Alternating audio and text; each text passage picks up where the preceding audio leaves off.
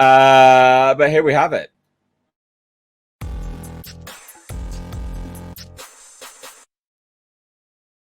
Yeah, that is right. Warner Brothers says it will take a hit of $300 to $500 million.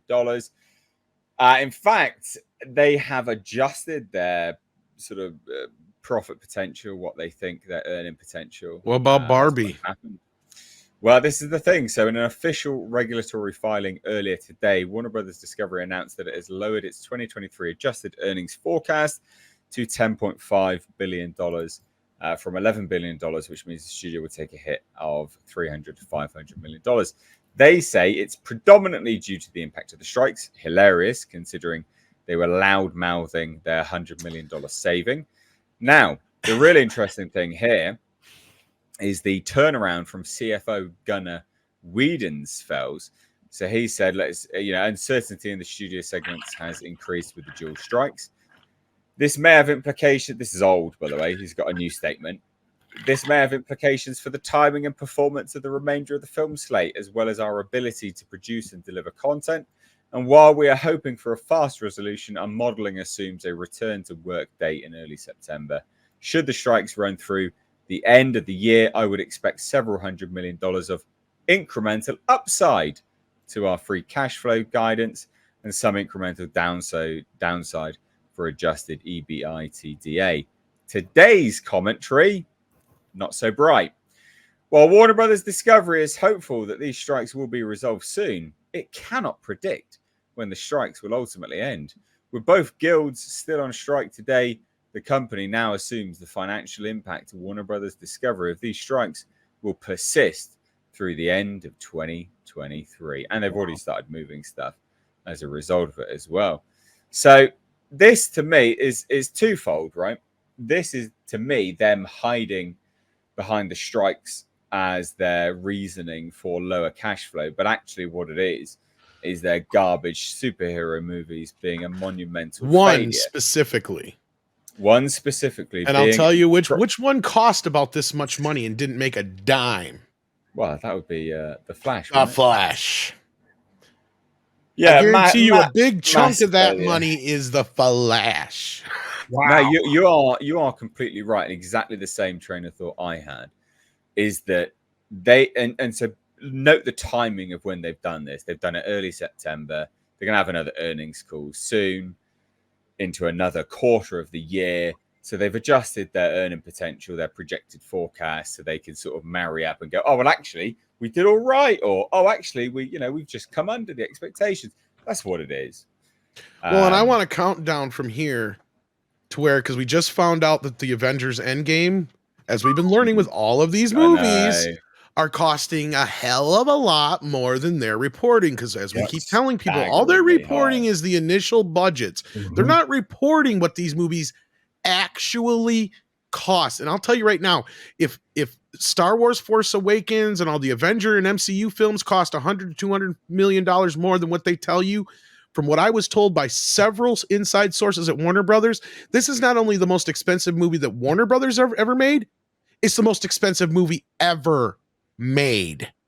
More than what they spent on Avatar 2. That's amazing. Which was in the $400 million range. Insane. Well, I mean, look at it from that perspective, right? Between the two films, Endgame and Infinity War, they what did they tie $1 billion they tied up in making those two films? Yeah, something like that. Claim. I mean, they did make money, but so what they're telling us, though, is they didn't make quite as much money as we thought they did at the end of the day. And this is why we kept telling people, when these movies, when they have a $250 million budget, it's make it or break it at $1 billion first and foremost. Yeah. And that's just going by if that's all they spent. Yeah. Right. And we know these Avenger films cost a hell, but they knew they were going to make money. So they did give them a little bit more leeway on the budgets. But still, that's not the point. The point is you can't keep doing this. No. This is like if a fast food restaurant spent $3 on each sandwich it costs them to make, but they're selling it to their customers at $1.50. Yeah. Well, that David Zaslav in his most recent earnings call was pretty smart. They've done a lot of good things. A lot of the right stuff has been put in place. I still have a lot of confidence in David Zaslav as a businessman. I think he's done very well, pretty clearly, because I think they increased their free cash flow by tenfold or something like that. Oh yeah, they did a lot of money. Job. Yeah. So but make no mistake, this is them hiding behind the strike as the means for their earnings loss. It is actually because they release garbage movies. That was basically what Zaslav was saying earlier last year. He was saying basically at Warner Brothers, DC should be the thing that's getting us out of trouble, not putting us in trouble. I think that was a direct shot at what they were dealing with the Flash, because that's what I was saying. Because I kept hearing about the nightmare that was putting together, how many reshoots had gone through it. They had practically reshot the movie 2-3 times. I mean, the only other movie we heard of that was this bad and was under this much, reshoots over and over constantly was the Rise of Palpatine, which they're still shooting in the desert somewhere with a green screen. I'm waiting to hear what actually, it'd be funny if we hear that how much that cost. We will. Everything comes out eventually. That one might be more expensive than the Flash at the end of the day, but I doubt it. Indy was crazy expensive. We don't even know the real numbers for that yet. There are so many. But that's about Disney. Warner Brothers, though, I think. See, Nate's right. Because Zaslav is a smart businessman. He knows how to cut losses, cut and run, throw the baby out with the bathwater if you need to start over. Yeah. The only place we're not seeing this. The only place we're seeing inconsistency constantly, and this goes back to the Batman 2 super chat earlier, is DC, because you brought in a president who did not have the balls to say, look, kids, we're starting fresh. So until 2025, sorry, this shit doesn't matter. And they should have waited until after Aquaman to announce it. They let the Snyder fans get to him. Andre's correct in that video he just put out. Yeah. Because that's what I asked a couple times and kept hearing, why did you guys do this now? And they said, nobody understands anything what's going on in James Gunn and Safran's head, but James Gunn and Safran.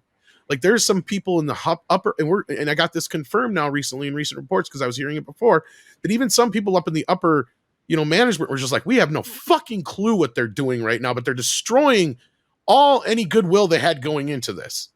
So there's people concerned with what is going on here and why they're doing it this way. And the only answer I kept getting back was they were so pissed at the Snyder fans, because they just kept harassing people and upper management and people who had nothing to do with this, right? Because these people would, and again, it's a twofold thing, but at the same time, I'll give Warner the upper hand that they gave them the Snyder cut and they still wouldn't quit.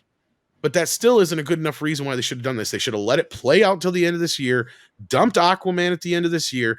Then the day after Aquaman opens up, say James Gunn is now the president of DC Films. You have a slate of films you can announce. Boom. Yeah, I completely agree with you. I mean, they've wrecked themselves. They're burning money. They've destroyed themselves at this point with DC.